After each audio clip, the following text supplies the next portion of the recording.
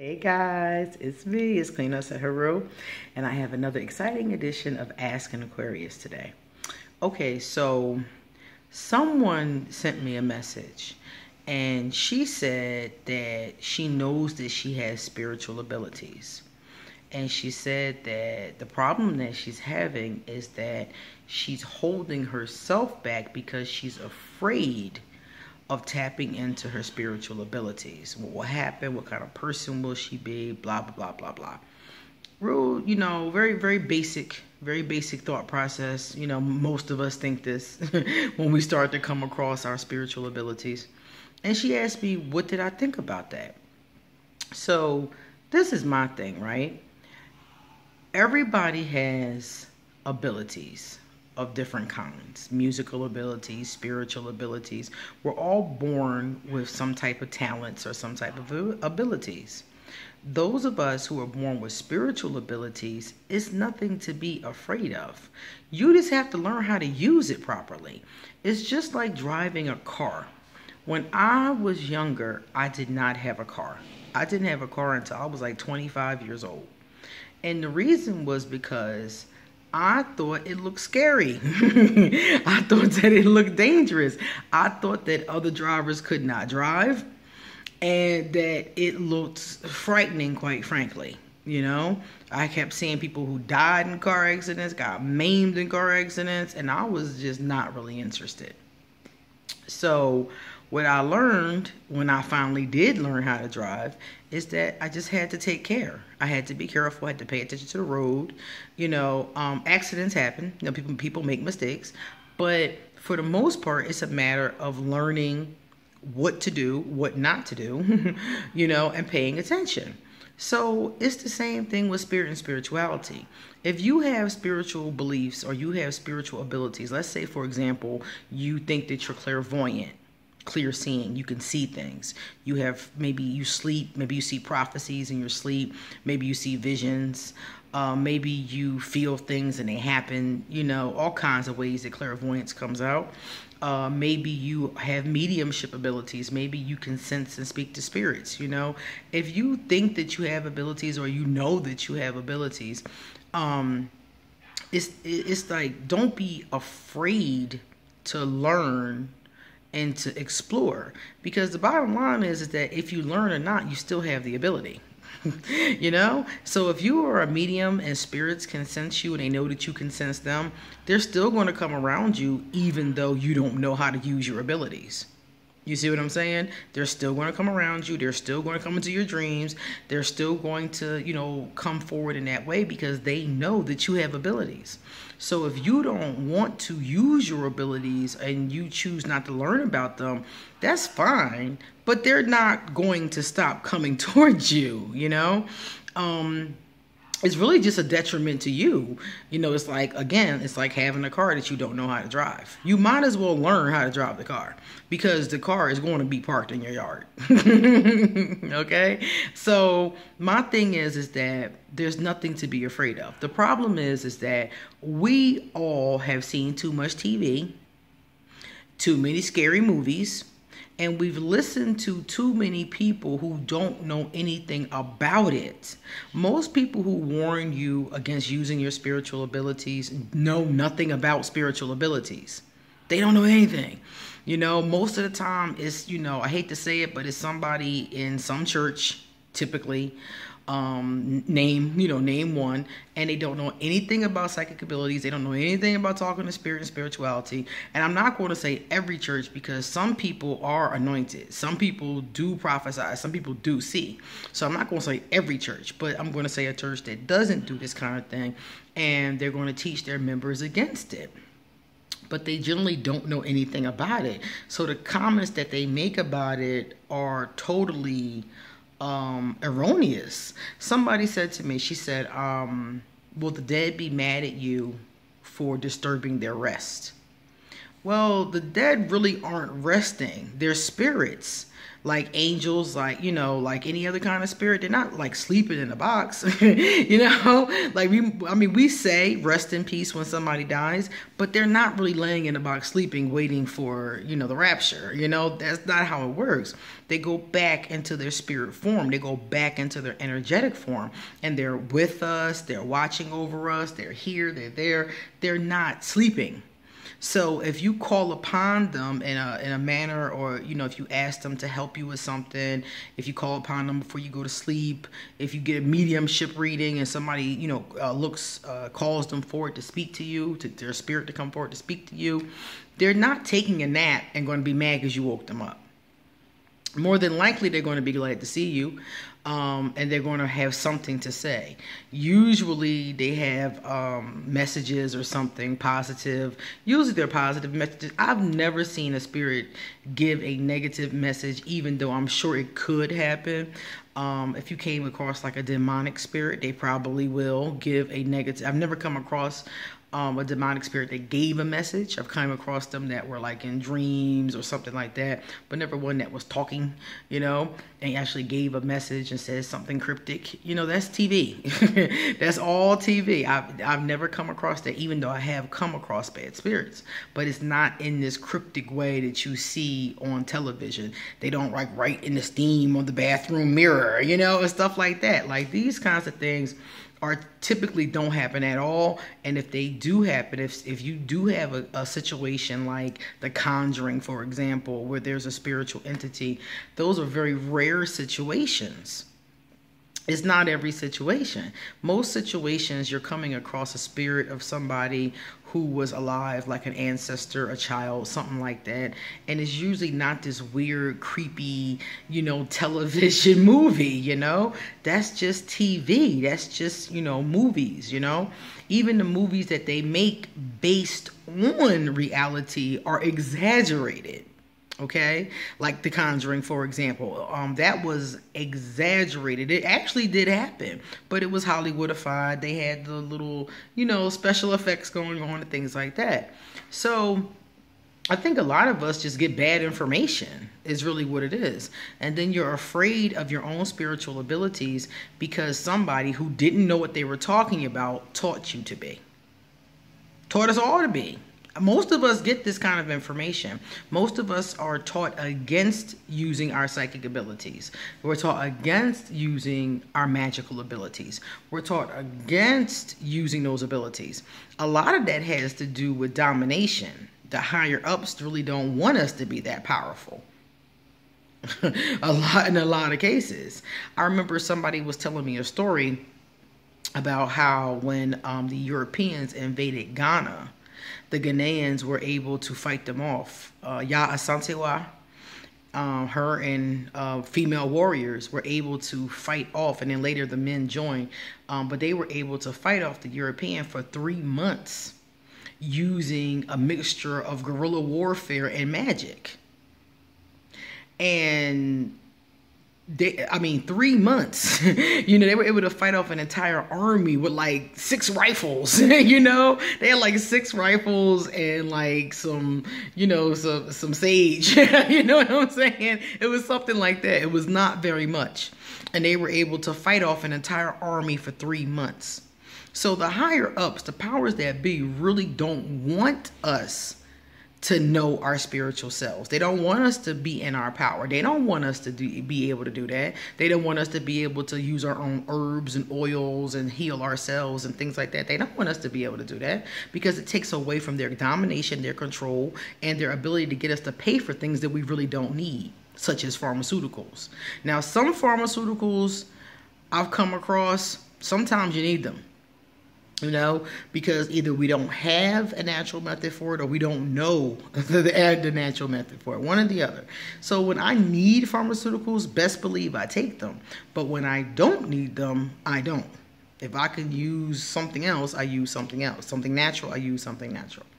So the powers that be really don't want us to tap into our spiritual abilities, our, any of those abilities. They don't want us to be as strong as we possibly can be. So we've been given all these lies, all this propaganda through our spiritual systems, through television, through the media. They've pumped us with all this misinformation. So then when you start to realize you have abilities, you get scared, and start to think like, oh, snap, this is a curse, more so than what it is, a blessing. You've been gifted. We've all been gifted with certain abilities. All of them are gifts. Now, mind you, like with a case of mediumship, some of the times people don't view it as a gift. Some of my friends that are mediums are like, man, these spirits keep messing with me, and they don't view it as a gift, but it really is, because you're able to do something that other people sometimes only wish they could do. It's people that wish they could talk to their deceased loved ones. It's people that wish they had that ability. And so the people who have it aren't always appreciative of it as I think we should be, but it is what it is. So I understand both sides. I understand why they're not appreciative, and I understand the people who really would love that, who don't have the ability.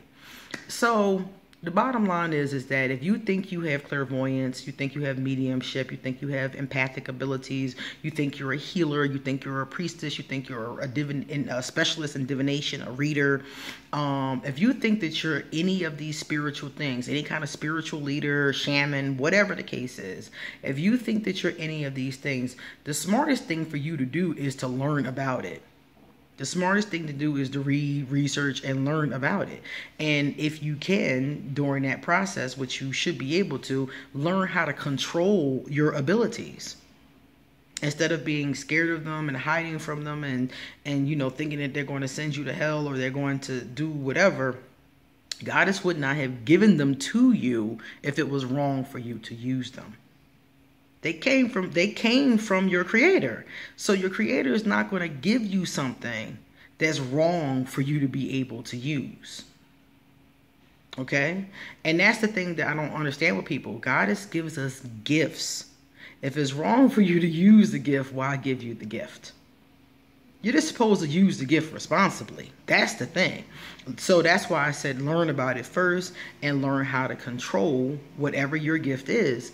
And then you can use it for the better of us all.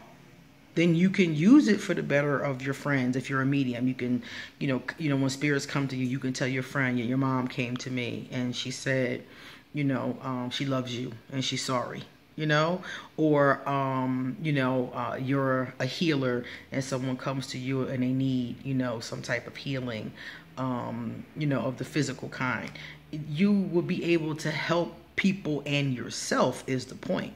So don't be afraid of your spiritual abilities. Now, somebody said to me once, what about the evil? What about the evil stuff? They're like, what about the demons? What about the negative stuff that I know that you have come across? And I'm like, again, it's something that you learn how to deal with. Yes, I'm trained in demonology. Yes, I'm trained in demon lore. Yeah, yeah. But it's because you have to know how to be defensive. You have to know defense and you have to know offense when you learn spirituality and magic. So yeah, those energies are there. Yes, we're aware of them. But you have to learn, like I said, offense. The reason why we learn the nature of this energy is how to push it back, how to fight it off, how to, dissipate it, how to get rid of it, basically. You have to know that. So when you said that, people say, well, what about these entities you come across? Yeah, you're going to come across bad stuff. You're going to come across bad humans. You're going to come across bad everything. But when you come across it, if you can deal with it effectively, you'll be fine. That's the whole point in learning. So I'm not going to tell you there isn't negativity. I'm not going to tell you there isn't bad spirits. I'm not going to say there isn't bad things that happen. Yeah, it is. But usually when it happens, it's because it's somebody who didn't know what they were doing. Somebody who was summoning something or, doing something they ain't had no business, and didn't know how to deal with what they were dealing with, didn't know how to control, didn't know how to banish. They didn't know what they were doing is the point.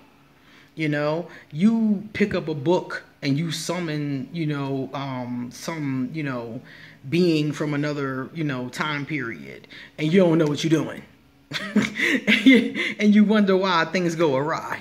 You don't know what you're doing, You should never do any, that's why I said research first, because you should never do anything spiritually of any kind. I don't care what it is. Yoni eggs, crystals, whatever. Even things that aren't potentially harmful, you should still learn about before you use them. This is true of anything in life. If you buy a new fan, you should look at the manual before you turn it on. This is just common sense stuff. So if you're going to go out and buy a witchcraft book from the local what do they call them? The local occult shop, and you're going to go in your mom's bedroom and summon some shit, and then wonder how come you in trouble because you didn't know what you were doing. Learn what you're doing. Learn the rules. Learn the nature of things. Learn what this energy is all about. Then you can say, I'm going to do this or I'm going to do that. I don't recommend summoning anything negative ever, quite frankly. I don't recommend summoning things, period, because you can just, call upon angels, ask ancestors for help. There's other easy, more positive ways. But at least learn about what you're doing before you try anything is my point. And a lot of people don't do that. I know a person, even I'm going to go with myself. When I cast my first spell, I did not know what I was doing. I didn't know what I was doing. And I did the spell, and the spell worked, and it worked to the extent, it was a love spell. I'm going to tell y'all straight up, it was a love spell. I was a young girl, I was 13. I was down on South Street. I walked into Harry's Occult and Spiritual Shop. The woman in there taught me how to do a love spell because I had this gentleman I wanted at the time. I was 13. I didn't know. And I wanted to, draw him towards me. So she gave me this spell. I cast the spell. The spell worked. He started coming around. He started, really like just, trying to get to know me, things like that. In the meantime, I don't think I was 13. I think I was closer. I was a little older. But yeah, I was in my teens as I was in high school. And he started coming around. He started coming forward, that kind of thing. And I didn't want him. Once I got to know him, I didn't want him. I didn't like him once I got to know him. So I was like, I'm good, And so I didn't want him, so I just kept it moving. But you can't do that because he's still coming forward. He's still calling. He almost got me cased up because he wouldn't stop calling me. He wouldn't stop bothering me. He wouldn't stop coming towards me. I didn't realize that all I had to do was take the spell off. I didn't know what I was doing. So he kept coming forward, kept coming forward, kept coming forward. And I'm sitting there like, damn. And then my boyfriend, when I'm now dating, is like, who is this dude? And why does he keep on coming at you? Like, are you cheating? Like, what's going on, And so it's getting me in mess with him. He's mad. We arguing about it. And I'm not even seeing the dude, but he won't stop calling. My boyfriend answered the phone. He was like, look, dog, I don't know who you are, but she mine. He was just crazed. And he was like, I don't care what's going on. She's mine. And this went on for a while. Then I moved away. I had my daughter, and I'm Aquarius, so I actually did call him one day. Ebb and flow, got bored, got lonely. I called him, and then he had my number, and then he started calling the next number, and I'm like, oh my God. So when I moved again and changed my number again, I just never called him again. So I'm thinking, okay, everything is done and over with.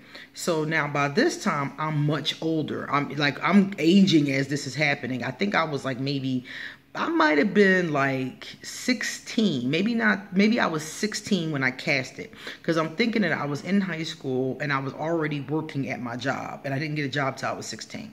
So I was 16 when this happened. I had my daughter at 17. I came back to Philadelphia around 18.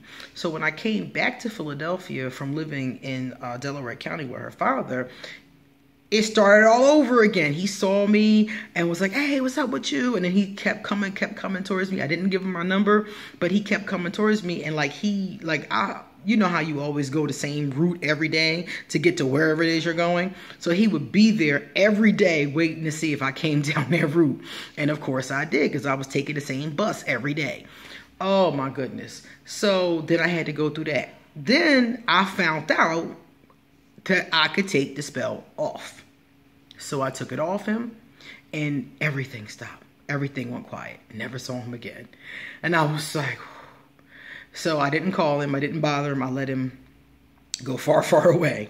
So that's my whole point, is that a lot of times when we get in the, like when we start to realize this kind of stuff, when we start to get into this kind of stuff, we do not realize what we're doing, and we can make big mistakes.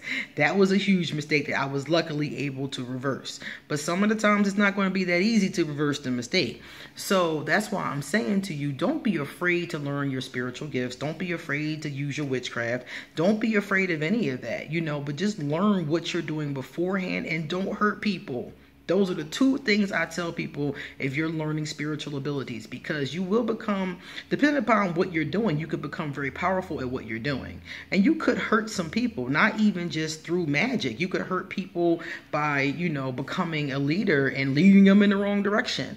You could hurt people by giving visions and like lying about your vision. You can do all kinds of stuff. I've seen all kinds of people that have abilities use them negatively.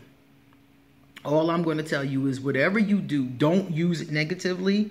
Number one, okay? Do not hurt people, because everything you do, energetically speaking, I don't care if it's magic or just, you know, everyday, you know, activities. Anything you do comes back to you. I'm telling you right now. People will tell you karma is not real. Karma is very real. Whatever you do comes back to you.